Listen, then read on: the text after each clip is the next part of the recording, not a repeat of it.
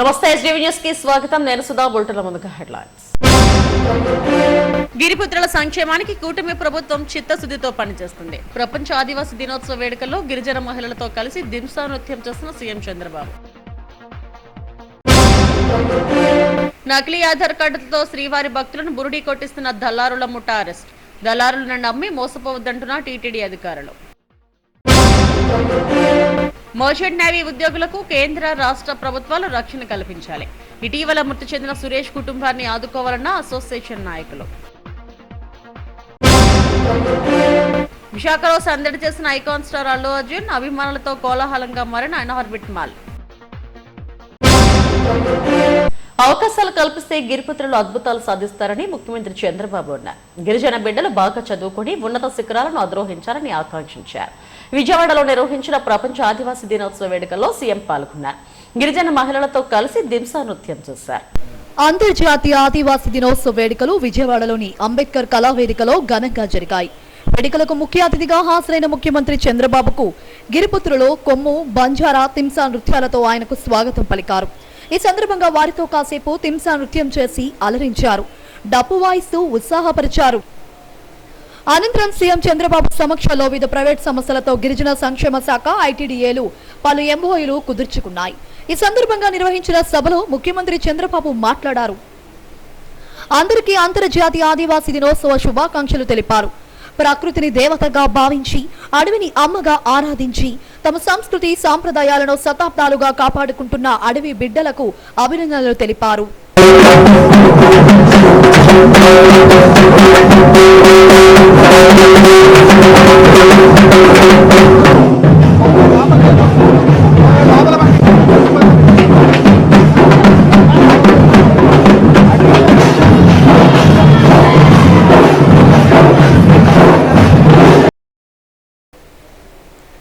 దేశం మనకు ఏమిచ్చిందనేది కాకుండా దేశానికి మనం ఏమిస్తున్నామనే ఆలోచన ప్రతి ఒక్కరిలో రావాలని సీఎం చంద్రబాబు అన్నారు.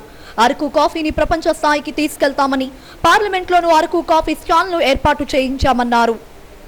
గిరిజన ప్రాంతంలోని గిరిజనులకే ఉద్యోగాలు దక్కాలని జీవో నెంబర్ 3ను తీసుకువచ్చామన్నారు. గిరిజనుల సంక్షేమానికి కూటమి ప్రభుత్వం కట్టుబడి పనిచేస్తుందన్నారు. గత వైసీపీ ప్రభుత్వం వారి సంక్షేమాన్ని గాలికి వదిలేసిందని మండిపడ్డారు. గిరిపుత్రులు అన్ని రంగాల్లో రాణించాలని ఆకాంక్షించారు. మొట్టమొదటిసారిగా మీ అందరికీ అంతర్జాతీయ ఆదివాసీ దినోత్సవ శుభాకాంక్షలు. నేను ఎప్పుడూ మీకు చెప్తున్నాను, ప్రకృతిని దేవతగా భావించి, అడవిని అమ్మగా ఆరాధించి, తమ సంస్కృతి సాంప్రదాయాల్ని శతాబ్దాలుగా కాపాడుకుంటూ వస్తున్న ఆదివాసీ సోదరి సోదరులకి మరొక్కసారి అభినందనలు. అవకాశాలు కల్పిస్తే అద్భుతాలు చేయగల సామర్థ్యం ఆదివాసీలకు ఉంది. ఈరోజు మనం ఒక్కసారి ఆలోచిస్తే, ఒక సామాన్య ఆదివాసీ మహిళ ద్రౌపది ముర్ము ఈరోజు మన రాష్ట్రపతి. ఇది మనందరికీ గర్వించదగ్గ విషయం. రాష్ట్రపతిగా గిరిజన మహిళ ద్రౌపది ముర్ము గారు ఉన్న సమయంలో మనం ఎంతో సంబరంగా 80వ స్వాతంత్ర దినోత్సవాన్ని ఈ నెల 15వ తారీఖున జరుపుకుంటున్నాం. ఇది శుభ పరిణామం. దేశానికి ఇది ఒక గర్వ కారణం అని చెప్పి మరొక్కసారి మీ అందరికీ తెలియజేస్తున్నా. ఇంకొక పక్క ఆవిడ జీవితం కూడా ఒక ఆదర్శం. ఈ సమాజానికి, దేశానికి నేను ఏమి ఇవ్వాలి అనే లక్ష్యంతో మనం పనిచేయాల్సిన అవసరం ఉంది. మనమంతరం దేశ అభివృద్ధిలో భాగస్వాములు కావాలి. ఈ విషయం మీ అందరినీ కోరుతున్నాను. ఎందుకు ఈ విషయం చెప్తున్నానంటే, నేను నా దేశం అన్నింటికంటే ముఖ్యంగా ఉండాలి. మీరు బాగుండాలి, మీ కుటుంబం బాగుండాలి, మీ గ్రామం బాగుండాలి, ఈ దేశం బాగుండాలనే పనితో మనం పనిచేయగలిగితే ఇక ఏ సమస్య ఉండదనే విషయం గుర్తుపెట్టుకోవాలి. కోరుకుంటూ ఈరోజు వనదేవతలు కానీ అమ్మవార్లు కానీ ఇవన్నీ మనం పూజిస్తాం, ఆరాధిస్తాం. ఎందుకంటే గిరిజనుల ఆరాధ్య దైవాలు. ఈరోజు గిరిజనులు అడవుల మీద బ్రతుకుతున్నారు. అడవులు లేకపోతే ఆక్సిజన్ లేదు, ఆక్సిజన్ లేకపోతే జీవం లేదు. కాబట్టి గిరిజనుల అభివృద్ధి ఖచ్చితంగా ఉండాలి అనే ఉద్దేశంతో గౌరవ ముఖ్యమంత్రి నారా చంద్రబాబు నాయుడు గారు ఈరోజు గిరిజనులకు అన్ని విధాలుగా ఆదుకుంటున్నారు, అన్ని విధాలుగా అన్ని కార్యక్రమాలు చేస్తున్నారు. కాబట్టి మనం గిరిజనుల తాలూకు హక్కుల పరిరక్షణ పూర్తిగా చంద్రబాబు నాయుడు గారు బాధ్యతగా తీసుకొని చేస్తున్నారు. కాబట్టి మా గిరిజన సోదరి మనందరూ యావత్ రాష్ట్రంలో అందరూ కూడా ఎప్పటికీ చంద్రబాబు నాయుడు గారికి పూర్తి స్థాయిలో రుణపడి ఉంటామని సభాముఖంగా నేను వినయపూర్వకంగా తెలియజేస్తున్నాను. ఈరోజు ఎందుకంటే ఉద్యోగాలు చేస్తున్నామన్నా, వ్యాపారాలు చేస్తున్నామన్నా, ఇలా చదువుకున్నామన్నా, ఈ స్టేజ్ మీద నిలబడ్డామన్నా, ముందు ఇంతమంది గిరిజన సోదరులు కూర్చున్నారు అన్న ఆ రోజు చంద్రబాబు నాయుడు గారు ఇచ్చిన జీవోలు కానీ, ఆయన చేసినటువంటి సంక్షేమ అభివృద్ధి కానీ, ఆయన చేసినటువంటి చూపించినటువంటి చొరవ కానీ, ఇవన్నీ చేయడం వల్ల గత 20-25 సంవత్సరాల నుంచి అభివృద్ధి. అనంతరం గిరిపుత్రులు తయారు చేసిన వివిధ రకాల అటవీ ఉత్పత్తులను ఆసక్తిగా తిలకించారు. వాటి గురించి అడిగి తెలుసుకున్నారు. గిరిపుత్రులు తయారు చేసిన ఉత్పత్తులకు మంచి మార్కెట్ కల్పించాలని అధికారులు ఆదేశించారు. అరకు కాఫీ రుచిని ఆస్వాదించారు. ఈ కార్యక్రమంలో గిరిజన సంక్షేమ శాఖ మంత్రి గుమ్మడి సంధ్యారాణి, ఎంపీ కేసినేని చిన్ని, ఎమ్మెల్యే బొండా ఉమా, పలువురు ఉన్నతాధికారులు పాల్గొన్నారు. తిరుమలలో భక్తులను మోసగిస్తున్న దళారుల గొట్టు రట్టయింది. ఆధార్ కార్డులు మార్పింగ్ చేసి టీటీడీ గదులను అధిక ధరలకు భక్తులకు విక్రయిస్తున్న దళారీలను పోలీసులు అదుపులోకి తీసుకున్నారు. తిరుపతి జిల్లా SP Subbarayudu, TTD chief vigilance అధికారి మురళీకృష్ణ ఆదేశాల మేరకు పోలీసులు, టీటీడీ విజిలెన్స్ సిబ్బంది సంయుక్తంగా చేపట్టిన నిఘా ఆపరేషన్ లో నిందితులు పట్టుబడ్డారు. నిందితుల వద్ద నుండి నకిలీ ఆధార్ కార్డులు, మార్పింగ్ చేసిన ఫోటోలు, సెల్ ఫోన్లు స్వాధీనం చేసుకున్నారు.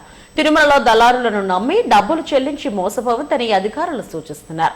గదుల కేటాయింపు కోసం టీటీడీ అధికారిక కౌంటర్లు, అధికారిక ఆన్లైన్ విధానాన్ని మాత్రమే వినియోగించాలని కోరారు.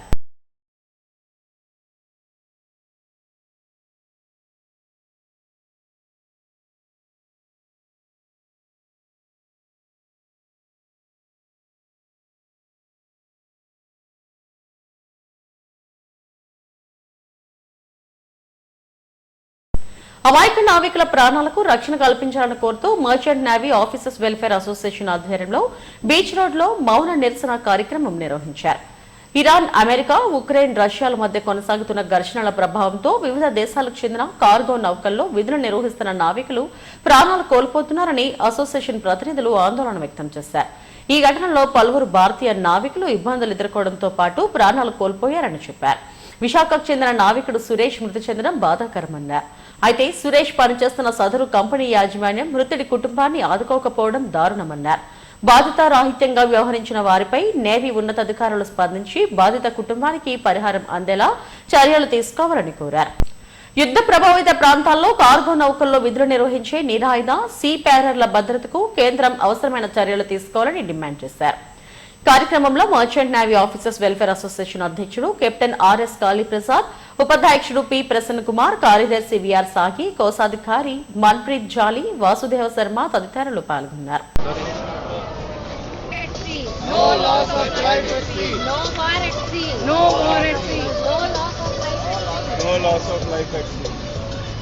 నాకు వచ్చిన ఈ ఆఫీసర్స్ అసోసియేషన్ మాలో ఒక మనిషి పట్నం సురేష్ గారు ఇటువంటి బాధాకరమైన సిచ్యువేషన్లో ఇరాన్ యుఎస్ దాడుల మధ్య ఆయన ప్రాణాలు కోల్పోయారు.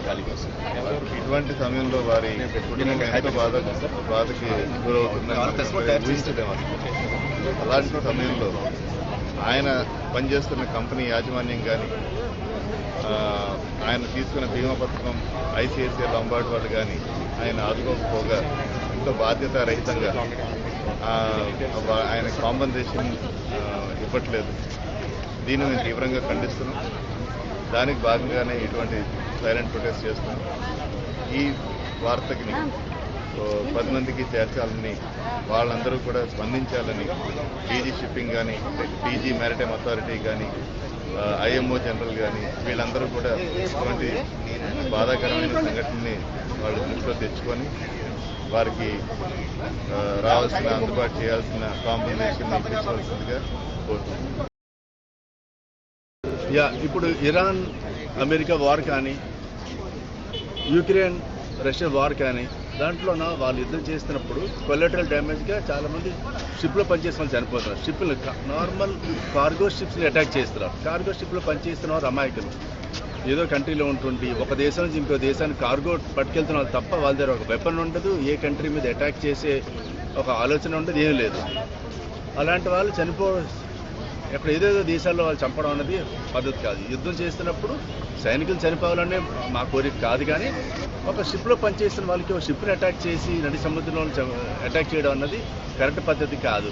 దానితో పాటు గవర్నమెంట్ వెళ్ళే ముందు గవర్నమెంట్ లాంటి వాళ్ళు స్టెప్స్ తీసుకొని వాళ్ళకి వెళ్లకుండా కొన్ని స్టెప్స్ తీసుకోవాలని ఒక కోరిక. తర్వాత ఏదైనా జరిగి ఎవరైనా చనిపోతే వాళ్ళకి టైమ్లీ కాంపన్సేషన్ లాంటిది ఇవ్వడం లాంటి స్టెప్స్ కూడా తీసుకోవాలి. అదర్వైజ్ ఆ సీఫేరర్స్ ఫ్యామిలీస్ రోడ్డును పడిపోతున్నాయి. షిప్లు ఎప్పుడో చనిపోతున్నారు, వాళ్ళ బాడీస్ తిరిగి ఇంటికి తీసుకురావడం కూడా చాలా కష్టమైపోతుంది. చాలా ప్రాసెస్ ఒక బాడీ తీసుకురావడం. సో ఇది చాలా ఇంపార్టెంట్ అని మా తరఫు నుంచి సీఫేరర్స్ సముద్రంలో వాళ్ళు ప్రాణ పోకూడదు అని చెప్పే ఉద్దేశం మీద. ఐకాన్ స్టార్ అల్లు అర్జున్ విశాఖలో సందడి చేశారు. ఇనార్బిట్ మాల్లోని ఏఏఏ మల్టీప్లెక్స్ సినిమా హాల్స్ ప్రారంభోత్సవానికి ఆయన విశాఖ రావడంతో అభిమానుల్లో ఉత్సాహం ఉరకలెత్తింది. అభిమాన నటుడు ఇనార్బిట్ మాల్ కు వస్తున్నారని తెలియడంతో అభిమానులు పెద్ద ఎత్తున అక్కడికి చేరుకున్నారు. దీంతో ఇనార్బిట్ మాల్ ప్రాంగణం సందడిగా మారింది. ప్రత్యేక విమానంలో ఉదయం విమానాశ్రయానికి చేరుకున్న అల్లు అర్జున్ కు అభిమానులు ఘన స్వాగతం పలికారు. అక్కడ నుండి మల్టీప్లెక్స్ సినిమా హాల్స్ ప్రారంభోత్సవానికి వెళ్లారు. అనంతరం నోవోటెల్లో విశ్రాంతి తీసుకుని హైదరాబాద్ కు తిరుగు పయనమయ్యారు.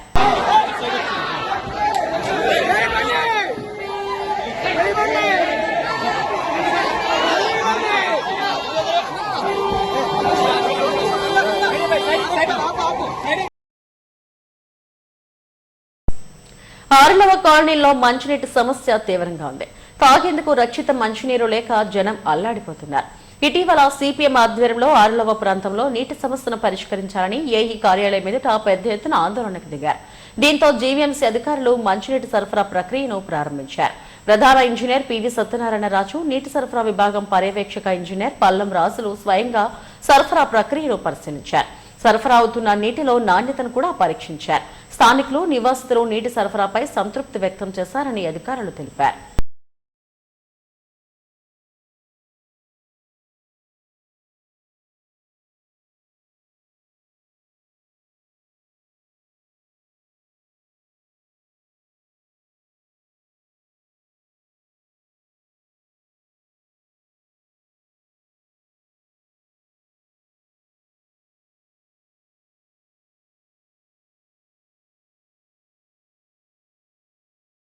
వారాంతపు సెలవు దినాలు కావడంతో తిరుమలకు భక్తులు పోటెత్తారు. తిరుమలేశుని దర్శనం గదుల కోసం గంటల తరబడి క్యూ లైన్లో పడిగాపులు కాస్తున్నారు. భక్తులకు ఇబ్బంది లేకుండా టీటీడీ అన్న పానీయాలు పంపిణీ చేస్తుంది. శ్రీవారి దర్శనం కోసం భక్తులు పెద్ద సంఖ్యలో తరలి రావడంతో వైకుంఠం క్యూ కాంప్లెక్స్ 1, 2, నారాయణగిరి ఉద్యానవనంలోని షెడ్లు, లడ్డు కౌంటర్లు, సిఆర్ఓ వెయిటింగ్ హాళ్లతో పాటు ఆలయ మాడవీధులు సైతం భక్తులతో కిటకిటలాడింది. టోకెన్ లేని భక్తులు శ్రీవారిని దర్శించుకునేందుకు 24 గంటలు సమయం పడుతుంది. భక్తుల రద్దీ దృష్ట్యా క్యూ లైన్ లో తోపులాటలు జరగకుండా క్రమబద్ధంగా దర్శనానికి అనుమతిస్తున్నారు. దివ్యాంగులు, ఏడాదిలోపు చిన్నారుల తల్లిదండ్రులకు టీటీడీ నిర్ణయించిన ప్రత్యేక సమయాల్లో దర్శనం కల్పిస్తున్నారు. ప్రవాస భారతీయులు, ప్రోటోకాల్ పరిధిలోకి వచ్చే వ్యక్తులకు మాత్రమే నిబంధనల ప్రకారం దర్శనం కల్పిస్తామని టీటీడీ అధికారులు చెప్పారు.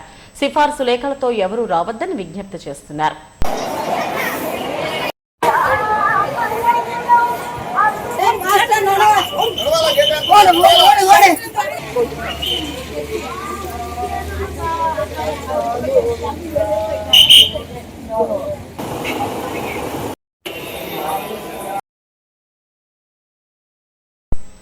వరల్డ్ ఎలిఫెంట్ డే సందర్భంగా విశాఖ సాగర్ తీరంలో అవగాహన ర్యాలీ నిర్వహించారు.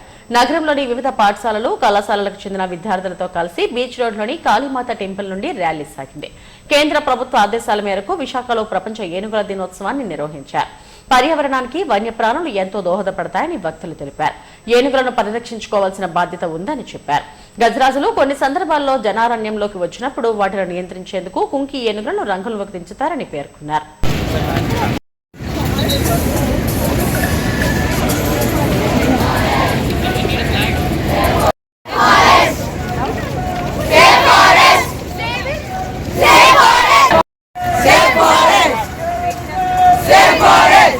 2026 జరుగుతుంది. ఇది ర్యాలీ నిర్వహిస్తున్నాం ఇంచుమించు 1000 స్టూడెంట్స్ తోటి. అంటే ఈ ఎలిఫెంట్ గురించి మన ఈ ఉత్తరాంధ్రలో అందరికీ తెలియజేయడం ఆల్రెడీ తెలిసింది. ఎందుకంటే మన ఉత్తరాంధ్రలో కూడా బాగా ఎలిఫెంట్స్ రావడం జరుగుతుంది. ఇప్పుడు ఆల్రెడీ కుంకీస్ కూడా తీసుకురావడం జరిగింది. ఆ సందర్భంలో సెంట్రల్ గవర్నమెంట్ కూడా ఇక్కడ మన వైజాగ్లో సెలెక్ట్ చేసి వరల్డ్ ఎలిఫెంట్ అని ఇక్కడ నిశ్చయించుకున్నాను. ఇండియా వైజ్గా ఇక్కడ పెట్టారు. దీన్ని రోజు ప్రారంభిస్తున్నాం ర్యాలీ ద్వారా. ఇంకా ఫర్దర్గా కార్యక్రమాలు ఉన్నాయి. రేపు 12th 13th మనకి మెయిన్గా ఇక్కడ రాడిసన్ హోటల్లో చేయడం జరుగుతుంది. దేశంలో విద్యా వ్యవస్థ ఐసీయూలో ఉన్నట్టు ఉందని జిల్లా కాంగ్రెస్ అధ్యక్షులు హాసిని వర్మ, యువజన కాంగ్రెస్ రాష్ట్ర అధ్యక్షుడు లఖరాజు రామారావులు విమర్శించారు. కేంద్ర ప్రభుత్వ తీరుకు వ్యతిరేకంగా పార్టీ అగ్రనాయకుడు రాహుల్ గాంధీ చంద్రోకి గుంజ్ పోరాటానికి మద్దతుగా బీచ్ రోడ్లో నిరసన చేపట్టారు. కేంద్ర రాష్ట్ర ప్రభుత్వాల తీరుకు వ్యతిరేకంగా నినాదాలు చేశారు. ఢిల్లీ వేదికగా జరిగిన జెన్జీ విద్యార్థుల పోరాటంలో కేంద్రం దిగొచ్చి విద్యాశాఖ మంత్రి రాజీనామా చేశారని చెప్పారు. నీట్ పరీక్ష లీకేజ్, విద్యా వ్యవస్థలో వస్తున్న మార్పులపై పోరాడాల్సిన అవసరం ఉందని అన్నారు. దీనిపై ప్రధాని మోడీ, హోంమంత్రి అమిత్ షాలు స్పష్టమైన వివరణ ఇవ్వాలని కోరారు. రాష్ట్రంలో డిఎస్సీ అక్రమాలపై నిజానిజాలను నిగ్గు తేల్చాలని డిమాండ్ చేశారు. విద్యార్థులను, నిరుద్యోగులను దగా చేస్తే కాంగ్రెస్ వారి పక్షాన నిలబడి పెద్ద ఎత్తున పోరాటం చేస్తుందన్నారు. ఈ కార్యక్రమంలో పార్టీ నాయకులు, కార్యకర్తలు పాల్గొన్నారు. విద్యార్థులు, యువకులు నిరుద్యోగులుగా ఉన్నారు తప్పితే విద్యార్థులకు, యువకులకు ఎటువంటి ఎంప్లాయ్మెంట్ లేదు.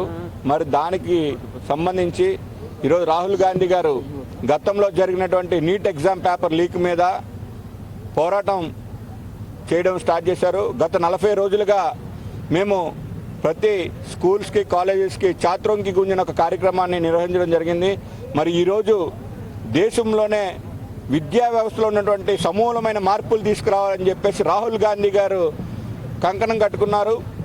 ఒక ధర్మేంద్ర ప్రధాన్ నీట్ ఎగ్జామ్ పేపర్లకి ధర్మేంద్ర ప్రధాన్ రిజైన్ చేయడమే కాదు, విద్యార్థులపై జరిగినటువంటి లాఠీ చార్జ్కి సమాధానం చెప్పాల్సిన బాధ్యత కేంద్ర హోంశాఖ మంత్రికి ఉన్నది. ప్రయాగరాజ్లో రాహుల్ గాంధీ గారు విద్యార్థుల మధ్య ఏర్పాటు చేసిన మీటింగ్ని లైవ్గా ఇక్కడ ఎల్ఈడి స్క్రీన్ మీద విశాఖపట్నంలో పెట్టడం మాకు, విశాఖపట్నానికి, కాంగ్రెస్ పార్టీకి, మాకు ఏఐసిసి నుంచి ఒక ఆదేశాల మేరకు ఇక్కడ మేము ఏర్పాటు చేయడం జరిగింది. గతంలో విద్యార్థులు ఏదైతే అన్యాయం జరిగిందో ఆ విద్యార్థులకి జంతర్ మంతర్ దగ్గర లీక్ పేపర్ మీద ధర్నా చేసినప్పుడు విద్యార్థులపై జరిగిన ఘటనలు మీ అందరూ చూస్తున్నారు.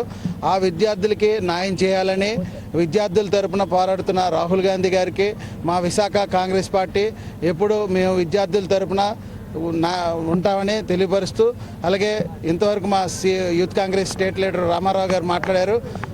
ఏదైతే ఈ కూటమి ప్రభుత్వం విద్యార్థుల్లో పేపర్ లీక్ అయ్యి, నీట్ పేపర్ లీక్ అయ్యి అనేక మంది విద్యార్థులు ఇబ్బందులు పడి సుమారు 20 మంది విద్యార్థులు చనిపోయారు.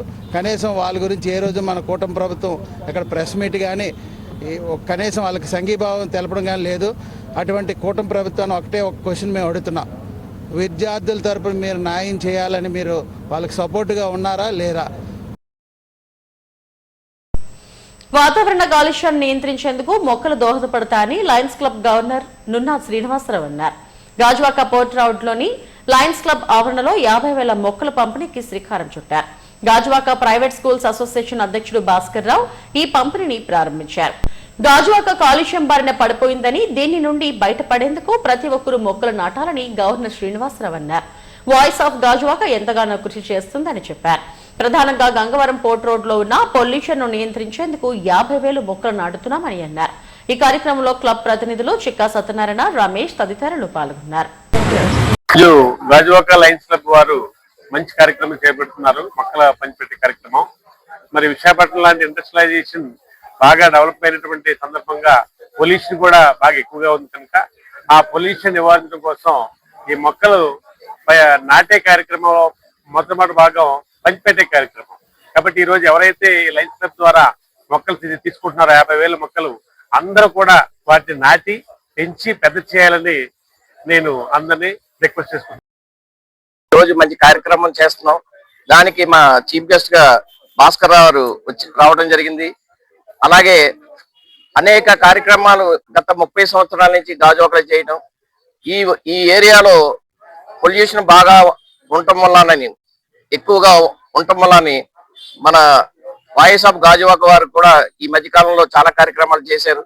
దాన్ని మేము కూడా ఇన్స్పిరేషన్ గా తీసుకుని డిస్ట్రిక్ట్ లో మొక్కలు నాటాలి. వైజాగ్ లో చాలా కాలుష్యం ఎక్కువగా ఉంది. ఏం చేయాలని మేము ఆలోచిస్తే రోడ్డు మీద మొక్కలు పాతినా కూడా బతుకుతాయో లేదో తెలియని పరిస్థితి. వర్షాలు లేవు. ప్రతి ఇంటికి ఒక మొక్క ఇవ్వాలి. హెడ్లైన్స్ మరోసారి. గిరిపుత్రుల సంక్షేమానికి కూటమి ప్రభుత్వం చిత్తశుద్ధితో పనిచేస్తుంది. ప్రపంచ ఆదివాసీ దినోత్సవ వేడుకల్లో గిరిజన మహిళలతో కలిసి దింసా నృత్యం చేస్తున్న సీఎం చంద్రబాబు. నకిలీ ఆధార్ కార్డులతో శ్రీవారి భక్తులను బురుడీ కొట్టిస్తున్న దళారుల ముఠా అరెస్ట్. దళారులను నమ్మి మోసపోవద్దంటున్న టీటీడీ అధికారులు. మర్చెంట్ నేవీ ఉద్యోగులకు కేంద్ర రాష్ట్ర ప్రభుత్వాలు రక్షణ కల్పించాలి. ఇటీవల మృతి చెందిన సురేష్ కుటుంబాన్ని ఆదుకోవాలన్న అసోసియేషన్ నాయకులు. విశాఖలో సందడి చేసిన ఐకాన్ స్టార్ అల్లు అర్జున్. అభిమానులతో కోలాహలంగా మారిన అన్ఆర్బిట్ మాల్. ఇవి ఇప్పటివరకున్న బులెటిన్ అప్డేట్స్. చూస్తూనే ఉండండి ఎస్టీవీ న్యూస్. నమస్తే.